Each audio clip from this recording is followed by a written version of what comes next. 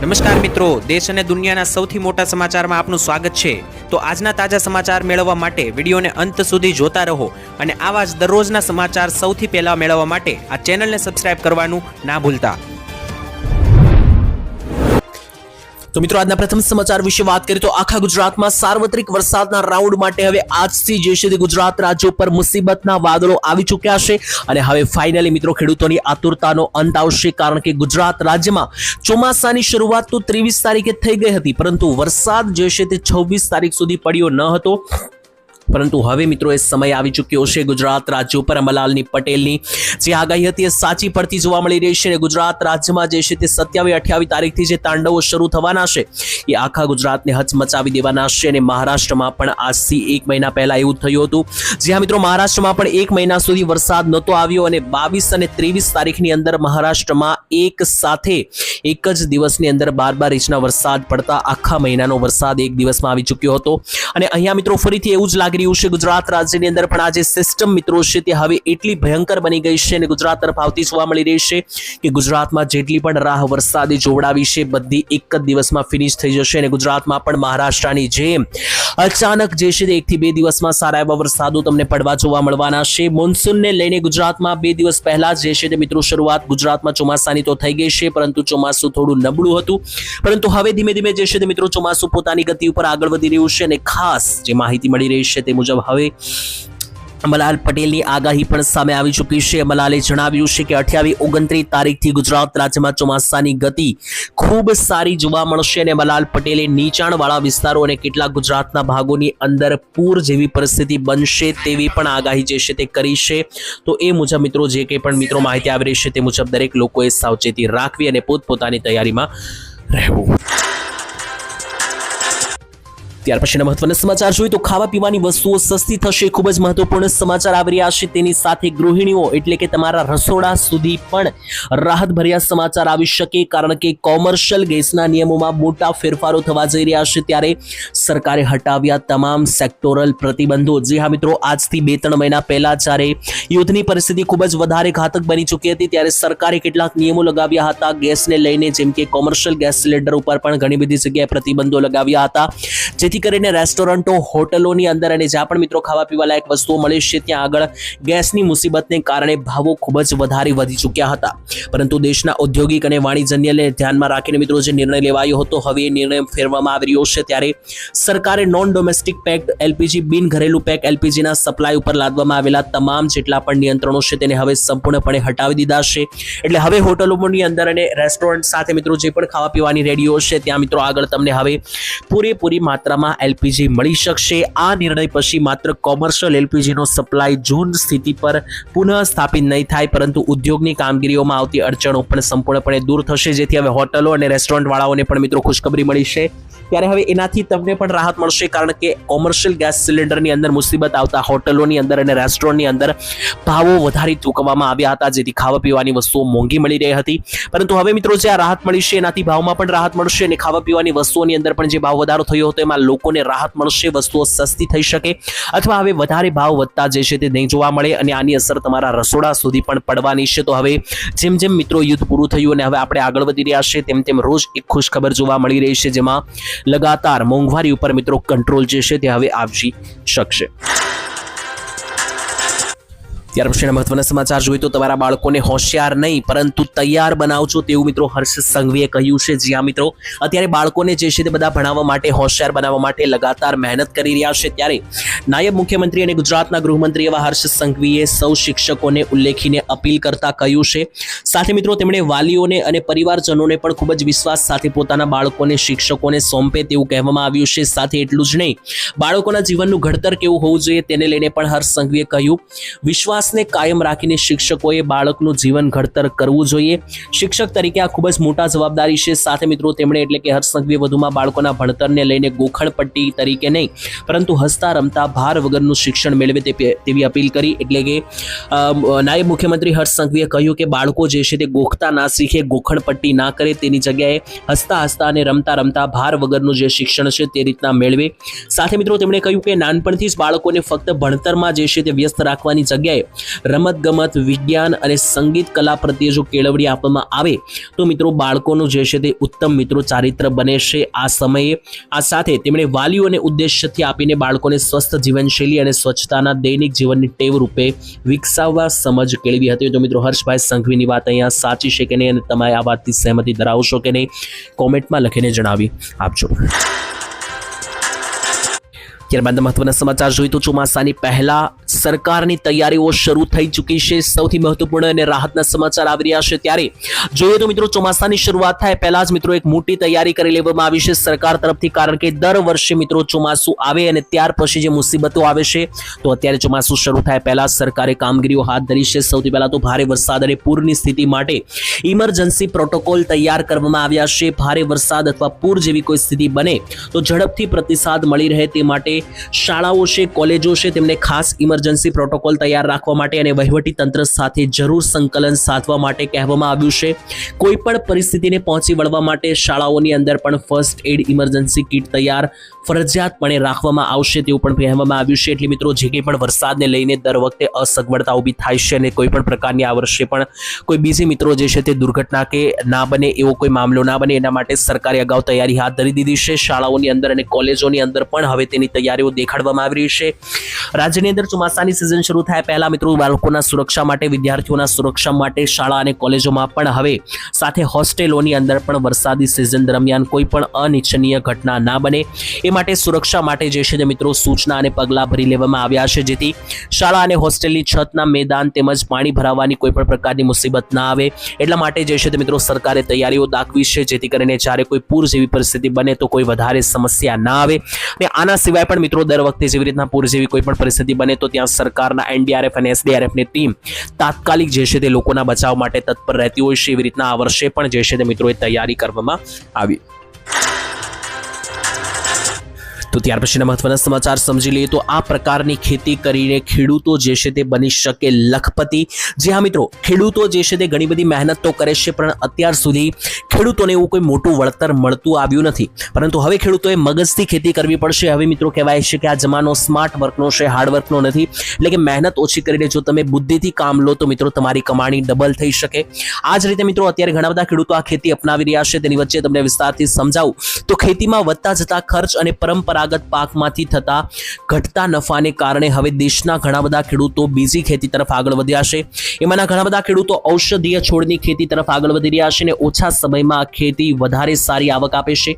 બજારમાં સતત વધતી જતી માંગ આ ખેતીની ખાસિયત છે, જેમાં ખાસ આયુર્વેદ, હર્બલ પ્રોડક્ટ્સ અને ફાર્માસ્યુટિકલ ઇન્ડસ્ટ્રીના વિકાસ સાથે ઔષધીય પાકની જરૂરિયાત પણ હવે વધી ગઈ છે. તેના માટે ખેડૂતો જે છે તે હવે ઔષધીય પાકોના મિત્રો જે છે તે રોપા વાવી શકે અને વેચી શકે, સાથે લાખોની કમાણી કરી શકે.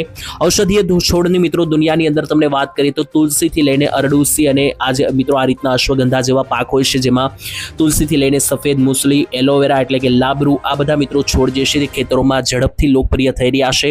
આ છોડનો ઉપયોગ આયુર્વેદિક દવાઓ બનાવવા માટે થાય છે અને કંપનીઓ મોટા ભાવે મિત્રો જે છે તે આ વસ્તુઓની ખરીદી કરે છે, જેથી ઘણા બધા ખેડૂતોએ આ ખેતી શરૂ કરી દીધી છે, જેમાં લાબરૂ, તુલસી, અશ્વગંધા આ બધી વસ્તુઓના મિત્રો જે છે તે છોડવા ખેડૂતો બનાવી રહ્યા છે, વાવી રહ્યા છે અને ખાસ વહેંચી પણ રહ્યા છે ને ઓછા સમયમાં ઓછી મહેનતથી લાખોની કમાણી પણ કરી રહ્યા છે. તો આ પ્રકારની મિત્રો બીજી બધી ખેતીઓ તરફ હવે આગળ વધવું પડશે, કારણ કે જે પહેલેથી ચાલી આવતી ખેતી છે તેમાં હવે ખેડૂતોને જે છે તે વ્યવસ્થિત રીતે પૂરતું વળતર મળતું નથી, જેથી ખેડૂતો હવે બીજી ખેતી તરફ આગળ વધ્યા.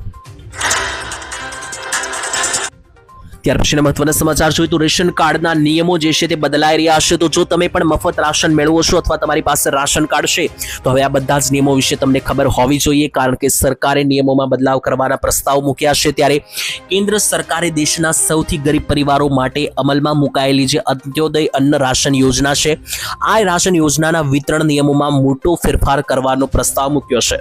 આની અંદર સરકાર પ્રતિ પરિવાર નિશ્ચિત મિત્રો 35 કિલો રાશનને બદલે હવે પ્રતિ વ્યક્તિ દર મહિને 7 કિલોનું અનાજ જે છે તે આપવાનું વિચારી રહી છે. એટલે અત્યાર સુધી સરકાર જે છે તે દર મહિને પ્રતિ પરિવાર એટલે કે પરિવાર દીઠ 35 કિલો રાશન આપતી હતી, પરંતુ સરકાર હવે પરિવાર દીઠ નહીં પરંતુ વ્યક્તિ દીઠ 7 કિલો અનાજ દર મહિને આપવાનું વિચારી રહી છે. જોકે મિત્રો કુલ ફાળવણી 35 કિલો જ રહેશે. ખાદ્ય અને જાહેર વિતરણ વિભાગે રાષ્ટ્રીય ખાદ્ય સુરક્ષાના બિલ 2026નો ડ્રાફ્ટ બહાર પાડ્યો છે. આની અંદર મિત્રો લોકોના મંતવ્યો પણ મંગાવવામાં આવ્યા છે. લોકો જેમ કહેશે તેવા આગળ કરવામાં આવશે. એક સમાચાર એજન્સીના જણાવ્યા અનુસાર દાવાઓ અનુસાર વર્તમાન સિસ્ટમ હેઠળ અંત્યોદય અન્ન યોજનાની અંદર એટલે કે રાશન કાર્ડની અંદર લાભાર્થી પરિવારોને પરિવારના સભ્યોની સંખ્યાને ધ્યાનમાં લીધા વિના દર મહિને 35 કિલો અનાજ અત્યારે આપી દેવામાં આવે છે પરિવાર દીઠ. પછી પરિવારમાં ગમે એટલા લોકો હોય જોવામાં નથી આવતું, પરંતુ હવે પરિવાર દીઠની જગ્યાએ મિત્રો વ્યક્તિ દીઠ 7 કિલો અનાજ જે છે તે આપવામાં આવી શકે પ્રસ્તાવ મૂકવામાં આવ્યો. ત્યાર પછીના મહત્વના સમાચાર જોઈએ તો અલ નીનોની અસરના ભાગરૂપે હવે ઉનાળો અને ચોમાસું જ નહીં, હવે શિયાળાને પણ અસર કરી શકે અલ નીનો નામનો મિત્રો કુદરતી રાક્ષસ. તારે વાત કરીએ મિત્રો Indian national centre for ocean અને ઇન્ફોર્મેશન સર્વિસીસના મિત્રો જણાવ્યા અનુસાર વાત કરીએ તો મિત્રો આજે કંપનીઓ છે તેમના ઘણા બધા દાવાઓ અલ નીનોને લઈને સામે આવ્યા છે. હવે શિયાળા માટે પણ એક નવી આગાહી સામે આવી છે. અત્યારે હાલ મિત્રો જણાવી દઈએ તો અત્યારે બંગાળના ઉપસાગરની અંદર પ્રથમ બુલેટિન તાજેતરમાં જારી કરી દેવામાં આવ્યું છે અને આને લઈને મિત્રો જે કંઈ પણ આગાહી આવી રહી છે તે ખૂબ જ વધારે અસર પહોંચાડી શકે. જેમ કે અત્યારે અલ નીનો જે છે તેની ખાસ અસરો જોવા મળી રહી છે વિશ્વભરમાં. ચોમાસા ઉપર તેની અસરો પછી જોવા મળશે, પરંતુ નવેમ્બર 2026 થી જાન્યુઆરી 2027 દરમિયાન એટલે કે આ વર્ષના શિયાળાની ઋતુમાં અલ નીનો ચરમસીમા ઉપર પહોંચે તેવી અપેક્ષા છે. જાણીમાની કંપનીએ આગાહી કરી છે. એટલે હવે શિયાળો પણ નબળો રહેવાની દહેશત મિત્રો જોવા મળી રહી છે. પહેલા ઉનાળો મિત્રો જે છે તે આંકડો રહ્યો, હવે ચોમાસા ઉપર પણ અલ નીનોને કારણે થોડી ઘણી અસર રહી અને સૌથી વધારે અસર હવે શિયાળામાં રહેવાની દહેશત છે. ત્યારે હિન્દ મહાસાગરમાં દરિયાની સપાટીનું તાપમાન જે છે તે મે અને એપ્રિલ 2027 સુધી સામાન્ય કરતાં વધુ રહ્યું, જેને કારણે હવે આવનારા મિત્રો જે શિયાળો છે એટલે કે 11મો મહિનો છે, 12મો મહિનો છે અને આ દિવાળી પછીના જે મિત્રો મહિના રહેવાના છે આ વર્ષે શિયાળાના, એ મિત્રો ગરમ જોવા મળશે. દર વર્ષની જગ્યાએ મિત્રો શિયાળો પણ હવે નબળો પડશે અલ નીનોને કારણે મિત્રો ઋતુચક્ર જે છે તે વિખાતું જોવા મળ્યું. ત્યાર પછીના મહત્વના સમાચાર જોઈએ તો ક્રૂડ ઓઇલ જેટલું જોઈએ એટલું મિત્રો હવે મળી રહ્યું છે. ત્યારે આને લઈને રાહતના સમાચાર કે પેટ્રોલ, ડીઝલ અને એલપીજી ગેસ સાથે મિત્રો જે છે તે સીએનજી અને પીએનજીમાં પણ ઘટાડો થઈ શકે કે નહીં ભાવમાં, તેને લઈને મોટા રાહતના સમાચાર. કારણ કે આજથી 1 મહિના પહેલા મિત્રો ઓઇલ ખરીદવા માટે ફાંફા પડી રહ્યા હતા અને અત્યારે જેટલું જોઈએ એટલું ઓઇલ મળી રહ્યું છે. કારણ કે રશિયા પણ ભારતને ઓઇલ મિત્રો જે છે તે ડિમાન્ડના દેખાડી રહ્યું છે અને અત્યારે મિત્રો સસ્તા ભાવે જે છે તે ક્રૂડ ઓઇલ હવે વિશ્વભરમાં જે છે તે જોઈએ એટલું મળી રહ્યું છે. ત્યારે આનાથી શું ભાવ મળશે, શું લાભ મળશે સામાન્ય માણસને? ત્યારે અમેરિકા અને ઈરાન વચ્ચે શાંતિ કરાર બાદ ક્રૂડ ઓઇલના ભાવ સતત ઘટી રહ્યા છે અને ભારતની અંદર પણ મિત્રો હવે જે છે ત્યાં સસ્તા ભાવે ક્રૂડ ઓઇલ જેવું આયાત કરવામાં આવશે, એટલે ભાવ ઘટવાના પૂરેપૂરા એંધાણ છે. તેની વચ્ચે જૂન મહિનાના પહેલા અઠવાડિયામાં ક્રૂડ ઓઇલનો સરેરાશ ભાવ $99 પ્રતિ બેરલ હતો. અત્યારે મિત્રો તમને જણાવી દઈએ તો મે મહિનામાં ભાવ $109 પ્રતિ બેરલ હતો. ત્યારે હવે અત્યારે મિત્રો જે છે તે ભાવ $109 પ્રતિ બેરલ હતા એ અત્યારે ઘટીને 70 પ્રતિ બેરલ સુધી આવી ચૂક્યા છે. અને ભારતમાં મિત્રો આ ભાવ ઘટવાને કારણે પેટ્રોલ ડીઝલ સસ્તું ક્યારે થશે તેને લઈને જ્યારે પ્રશ્નો કરવામાં આવ્યા ત્યારે પેટ્રોલિયમ મંત્રીએ મિત્રો જે છે તે ભારતની અંદર જવાબ આપ્યો કે અત્યારે પહેલા જે મોંઘા ભાવે ખરીદેલું પેટ્રોલ ડીઝલ છે ભારતમાં ઉપલબ્ધ છે, એ વહેંચાઈ ગયા પછી જ્યારે સસ્તા ભાવે બહારથી ઓઇલ ખરીદવામાં આવશે ત્યારે એ જે આવનારું ઓઇલ છે એ સસ્તું જ્યારે મળશે ત્યારે ભારતમાં પેટ્રોલ ડીઝલના ભાવ ઘટાડવામાં આવશે. પરંતુ પહેલા જે મોંઘા ભાવે ખરીદેલું પેટ્રોલ ડીઝલ ભારતમાં ઉપલબ્ધ છે એ પહેલા અત્યારે મોંઘા ભાવે જ વહેંચવામાં આવશે અને ત્યાર પછી જ્યારે બહારથી સસ્તા ભાવે આજે ક્રૂડ ઓઇલ છે લાવવામાં આવશે ત્યારે ગુજરાતમાં અને ભારતમાં પેટ્રોલ ડીઝલના ભાવ ઘટતા જોવા મળી શકે. ત્યાર પછીના મહત્વના સમાચાર જોઈએ તો ભારતમાં કેન્સરની દવાઓને લઈને અત્યારે હાલ મિત્રો એક નવી વેક્સિન સામે આવી, જેની અંદર વાત કરીએ તો ભારતમાં મિત્રો કેન્સરની સારવાર અંગે નવી આશા જાગી છે. કારણ કે દવા નિર્માતા એલી લીલી કંપની અને કંપની ઇન્ડિયાએ મિત્રો જે છે તે કેન્સરના દર્દીઓ માટે નવી લક્ષિત ઉપચાર 10 સ્ટ્રાઇવ નામની મિત્રો શરૂ કરી છે. આ દવા ખાસ કરીને મિત્રો આરટીઆઈ જનીન ફેરફાર ધરાવતા જે દર્દીઓ છે તેના માટે બનાવવામાં આવી છે. એટલે મિત્રો આરઈટી જનીન ફેરફાર છે તેની અંદર આ લાભદાયક થશે. કંપનીનો દાવો છે કે કેન્સર વિકાસને પ્રોત્સાહન આપતા સામાન્ય અને અસામાન્ય સંકેતોને અવરોધિત કરીને કાર્ય કરે છે આ વેક્સિન. ત્યારે જો કે મિત્રો એ સમજવું મહત્વપૂર્ણ છે કે 14 દિવસની માત્રા દરેક દર્દીના કેન્સરને સંપૂર્ણપણે નાબૂદ કરવાનો દાવો નથી કરતી, પરંતુ આ જે દવા છે મિત્રો સારા પાયે દરેક લોકોને જે છે મિત્રો અસર દેખાડી શકે તેવા દાવાઓ કરવામાં આવ્યા છે. અને આટલું જ નહીં, 14 દિવસ આ દવાના ફક્ત એક બોક્સ માટે સારવાર ચક્રનું પ્રતિનિધિત્વ કરે છે, એટલે કે 14 દિવસ સુધી આ ડોઝ જે છે દવાનો તે લેવાનો હોય છે. અને આ દવા સ્થાનિક રીતે અદ્યતન અથવા મેટોસ્ટેટિક સોલિડ ગાંઠો ધરાવતા દર્દીઓ માટે બનાવવામાં આવી છે, જેમનું કેન્સર આઈટી અને આરઈટી જનીન ફેરફાર સાથે જોડાયેલું હોય તેવા દર્દીઓ માટે આ જે દવા મિત્રો નવી સામે આવી છે તે ઘણી બધી લાભદાયક સાબિત થઈ શકે. ત્યાર પછીના મહત્વના સમાચાર તો સરકારી કર્મચારીઓ માટે દુઃખદ સમાચાર, કારણ કે હવે ઓફિસમાં બેસીને ઠંડી હવા જે છે તે ઓછી મળશે. કારણ કે મિત્રો તમે જાણો છો કે સરકારી ઓફિસોની અંદર અને કર્મચારીઓ મિત્રો જે છે તે ફૂલ એસી રાખીને હવાઓ ખાતા હોય છે. ત્યારે હવે એને લઈને ફાઇનલી મિત્રો પર્યાવરણ સુરક્ષાને લઈને નવા નિયમો આવ્યા છે. ત્યારે રાજ્યમાં મિત્રો સતત વધતી જતી વીજળીની માંગ અને ગ્લોબલ વોર્મિંગ એટલે કે અત્યારે જે મિત્રો એસીને કારણે બહારનું તાપમાન જે ગરમ થઈ રહ્યું છે, ગ્લોબલ વોર્મિંગની અસરો છે અને ઋતુચક્ર વિખાઈ રહ્યા છે, તેને લઈને સરકારે ફાઇનલી હવે એક નિર્ણય સારો લીધો છે. સરકારી અને અર્ધ સરકારી કચેરીઓમાં બિનજરૂરી વીજ વપરાશને હવે ઘટાડવા માટે સરકારે જે નિર્ણય લીધો છે તે મુજબ હવે નવી માર્ગદર્શિકા અનુસાર તમામ સરકારી વિભાગોની અંદર તમામ સરકારી બોર્ડ અને કોર્પોરેશન અને જાહેર કચેરીઓમાં એસી રાખેલું હોય તો એસીનું ટેમ્પરેચર 24 ડિગ્રી રાખવામાં આવશે. 24 થી નીચે મિત્રો જે છે તે ટેમ્પરેચર નહીં રાખવામાં આવે.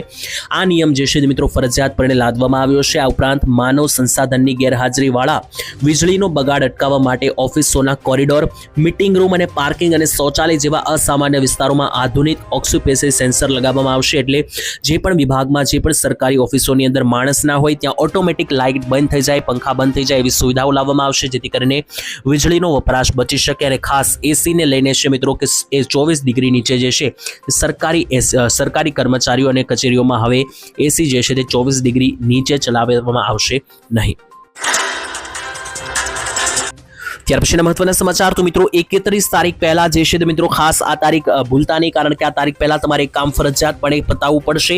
અને આ 31 તારીખને મિત્રો હજુ તમારી પાસે એક મહિનો છે. 7મા મહિનાની 31 તારીખ એટલે કે 31 જુલાઈ 2026 પહેલા તમારે મહત્વપૂર્ણ કામ જે છે તે ફરજિયાત કરવું પડશે. તો ભારતમાં રહીને મિત્રો જો તમે ઇન્કમ કરો છો એટલે કે કમાણી કરો છો તો તમારે ITR ભરવો એટલે કે ઇન્કમ ટેક્સ રિટર્ન ફાઇલ કરવી જરૂરી છે. અને એની અંદર મિત્રો ફાઇનાન્શિયલ યર એટલે કે ગયું છે મિત્રો વર્ષ 2025-26 પૂરું થયું, એના માટે મિત્રો ITR ફાઇલ એટલે કે ટેક્સ ફાઇલ કરવાની છેલ્લી તારીખ 31 જુલાઈ 2026 રાખવામાં આવી છે. તો 31 તારીખ પહેલા તમે મિત્રો આ કામ જે છે તે તમારું પૂરું કરાવી લેજો. અને ખાસ ITR 1 અને ITR 2 ભરનારા વ્યક્તિઓ માટે 31 તારીખ મૂકવામાં આવી છે, જેની અંદર મિત્રો તમારે જે છે તે આ ફાઇલ કરવી હોય તો તમે 31 તારીખ પહેલા કરાવી શકો. અને ત્યાર પછી પણ જો કરાવી હોય તો મિત્રો તમે કરી શકો છો, પરંતુ એના માટે તમારે દંડ એટલે કે લેટ ફી જે છે તે અલગથી ભરવી પડશે.